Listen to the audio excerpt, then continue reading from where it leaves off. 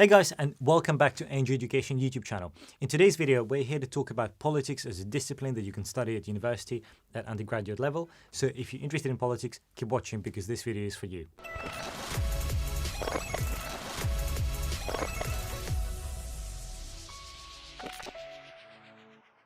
All right, let's jump straight into this. So why should somebody study politics at university? Well, politics is super interesting, and politics really does affect every single bit of our lives. So why to do it? Why one should do it at university specifically? Well, in terms of the content, again, super interesting stuff. You've got quantitative analysis, you've got political philosophy, political history. There are so many options that you can take, and they're all always so relevant to today and so important to what we do that I just think that it is a really fun subject. In terms of the skills that you learn when you're doing politics at university, it's lots of essay writing, being able to read material, get your head around new, sometimes difficult concepts, and apply them clearly in an essay and think critically about them. Interesting. And why, it always struck me that politics is one of those things that, a lot of people in the media and then in the wider society criticize. Oh, we have professional politicians who do politics degrees and then they want to go into politics. But actually, I see a lot of politicians. Yes, some of them have done politics as background. A lot of people haven't done politics, previously and still ended up. So, and equally, a lot of people study politics and don't necessarily go into politics afterwards. So, what are the sort of careers that you can do with a politics degree? Of course. So with a politics degree, you're right that you can go into politics, and that may be either as a politician or in another area of politics, and perhaps working in political affairs, polling companies, journalism. YouGov. Yes, exactly, like YouGov, political affairs, public affairs, which involves considering what's happening in politics, being able to interpret that, and you may have political journalism. Relatedly, of course, you could just go into broader journalism, so not necessarily just political journalism, but writing about any other topic area, really.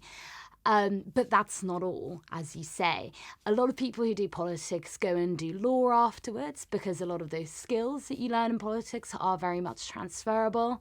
Lots of people who do politics might go into problem-solving type careers, like management consultancy, perhaps. There really is, you really could go into anything, I have to say. Yeah, apart from maybe architecture, medicine, dentistry. Well, yeah, of course. But so it sounds like it does give you a ton of transferable skills. Absolutely. Cool. And in terms of the course itself, so in the UK, undergraduate degrees, well, in England and Wales, they're typically 3 years. In Scotland, they're 4 years. Can't remember how long they are in Northern Ireland. I think it's 3 years as well.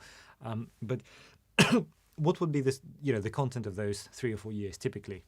Of course. So it will depend on the university, of course. Often you'll have some quantitative papers. What does that mean? Well, that's about being able to look at stats and numbers and graphs, really.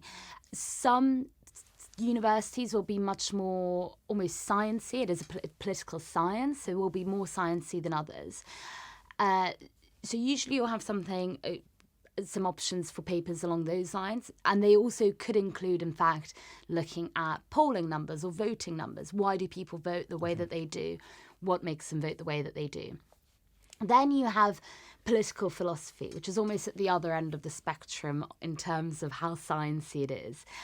And that would be looking at theories of the state, looking at those big political philosophers from very old ancient Greeks to more modern British political philosophers. You'll probably have a paper like that at any uni. And then in between, you'll have papers that include international relations.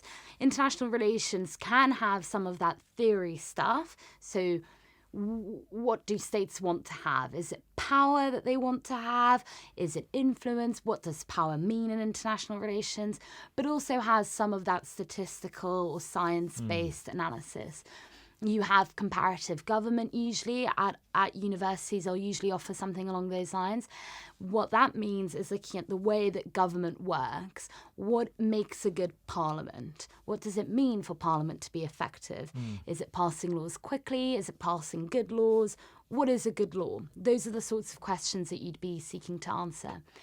And then finally, another sort of paper that is often offered at universities is a political history paper. And that could be British political history if you're studying politics in the UK, usually from about 1900 onwards. And that looks at how we have got to the state of affairs that we're at today. Great. Well, listen, that's all really interesting. And just find out a couple of questions. So a lot of students study at schools that do not offer politics A-level or subjects related to politics. So how can a normal student without family context or money, beef up their resume to have interesting stuff to put on their personal statement for an application to study politics? Sure. Well, it's just about really reading the news, making sure you're as interested as possible in the world today. So The Guardian is free to read online, and the opinion section of The Guardian often will be speaking about quite actually a wide variety of topics. You could also try to do work experience perhaps with your local MP. They usually do offer work experience in the summer. For their constituents. For their constituents. In terms of A-levels that you might do, you could do related ones.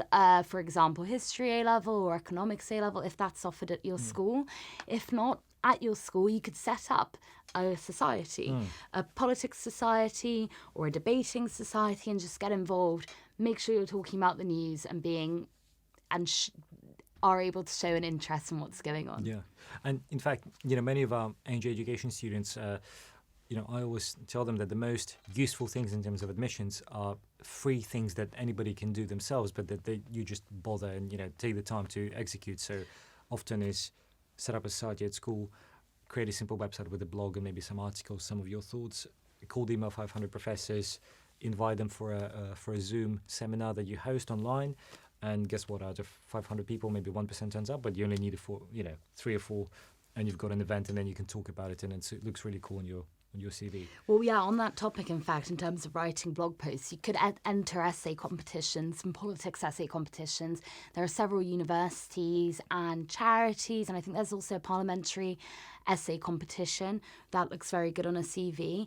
And what you could do at your own school on the topic of webinars is write an extra essay, ask your teacher just to read it and present it in an assembly or perhaps to a class.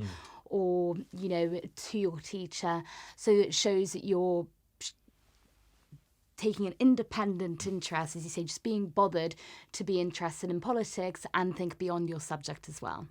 Cool. Great. Well, listen, this was all very useful. Thank you so much. Guys, if you enjoyed this video, please like it and subscribe to our YouTube channel. We spend a lot of time making these videos accessible to all of you, and there is a big team here, not just us in front of the camera, but also a much bigger team behind the camera, filming, editing, producing, and distributing this. So please do support us. But for now, thank you very much. All the best to you, and good luck.